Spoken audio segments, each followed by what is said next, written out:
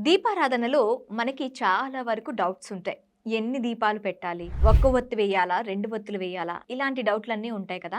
మనకి వచ్చిన లాంటి డౌటే అరుంధతికి కూడా వచ్చింది. అరుంధతి అప్పుడు ఆ ముగ్గురు అమ్మలని అదే మహాలక్ష్మి, పార్వతిని అలాగే సరస్వతి దేవుల్ని పిలిచి అడిగిందంట. అమ్మ అసలు దీపారాధన చేసేటప్పుడు ఎన్ని వత్తులు వేసి దీపారాధన చేయాలి అని. అప్పుడు ఆ అమ్మలు ఒక మంచి ఉపాయం చెప్పారట.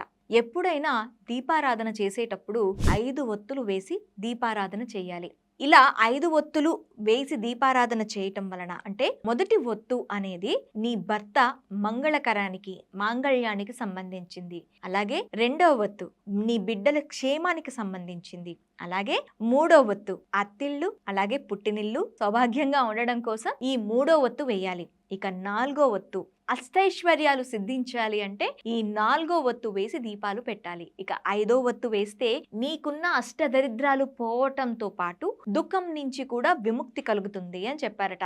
అంతేకాని ఎప్పుడూ కూడా ఒక ఒత్తి వేసి దీపారాధన దైవారాధన అనేది చేయకూడదు అని చెప్పారట. సో మీలో ఎంతమంది దీపారాధన ఎన్ని ఒత్తులతో చేస్తారో కింద కామెంట్ సెక్షన్ లో మెన్షన్ చేయండి. అలాగే మీ తోటి వారికి ఈ రీల్ ని షేర్ చేయడం అస్సలు మర్చిపోవద్దు.